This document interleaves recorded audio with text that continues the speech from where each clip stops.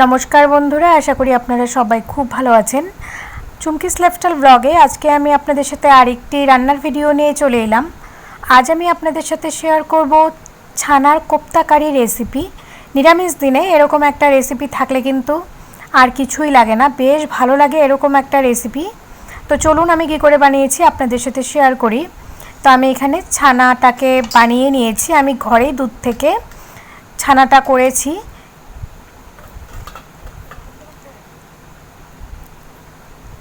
আপনারাও দুধ ঘরে এনে তারপর ছানাটাকে বানিয়ে নেবেন।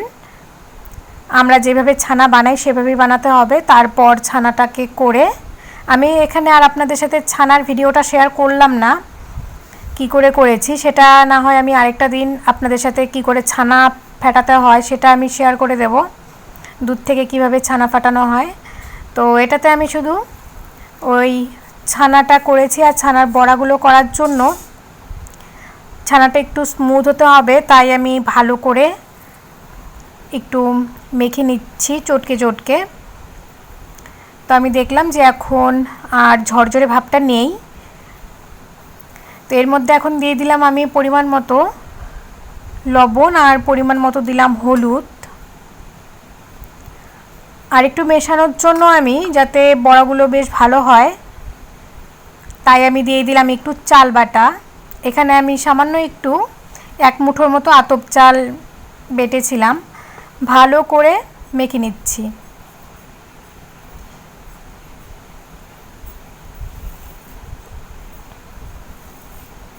ছানাটা যেহেতু একটু ঝরঝরে থাকে তাই যাতে বড়া বানানোর সময় খুলে না যায় তাই আমি একটু চাল বাটা দিয়েছিলাম। এই যে আমি সবগুলো কোপ্তা আকারে করে নিয়েছি, আপনারা যেরকম ইচ্ছে শেপ দিতে পারেন। আমি একটু গোল গোল করে একটু চ্যাপ্টা করে দিয়েছি।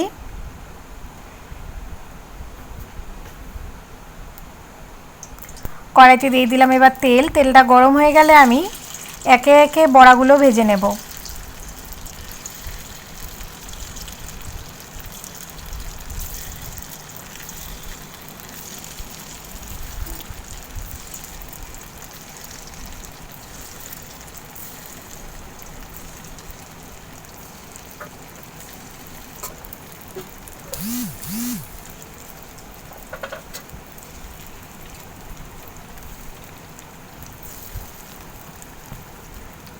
তো আমি সবগুলো বড়াই আমি একবারে দিয়ে দিলাম। এরপর এক সাইড ভাজা হলে আমি আস্তে আস্তে উল্টো সাইডটাকে ভেজে নেব। আর একদমই কিন্তু মিডিয়াম ফ্লেমে বড়াগুলো ভাজতে হবে, নয়তো উপরের সাইডটা পুড়ে গিয়ে ভিতরটা ভাজা হবে না।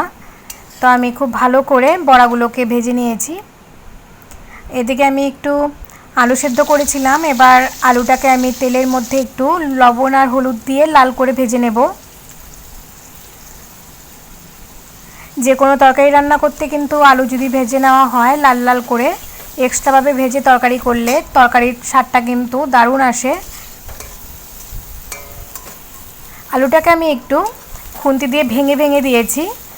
ব্যাস আমি আলুটা ভেজে নিয়েছি। এরপর কড়াইতে তেল দিয়ে আমি দিয়ে দিলাম একটা গোটা শুকনো লঙ্কা, আর দিয়ে দিলাম ফোড়নে গোটা জিরে, আর দিয়ে দিলাম তেজপাতা। একটা বাটা মশলা এখানে করেছি, শুকনো লঙ্কা বাটা, আদা বাটা, জিরে বাটা।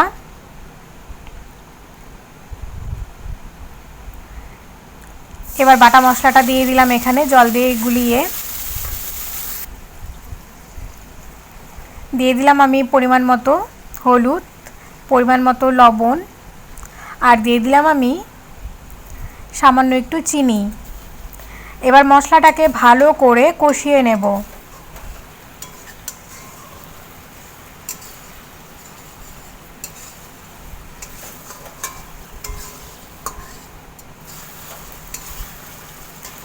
মশলাটা কষানোর পর এরপর আমি ভেজে রাখা আলুগুলো দিয়ে মশলার সাথে আলুগুলো ভালো করে কষিয়ে নেব।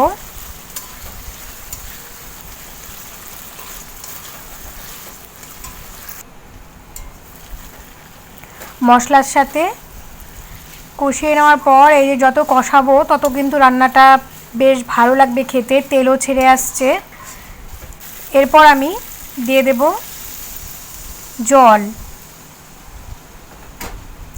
আপনারা যেরকম ঝোল পছন্দ করেন সেভাবেই ঝোলটা দিবেন।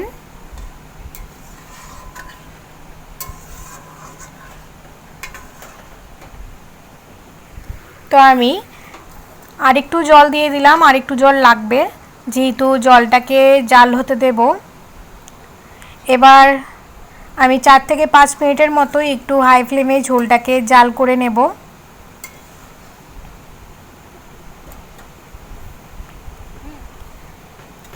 এরপর আমি একে একে ছানার কোপ্তাগুলো দিয়ে দিলাম।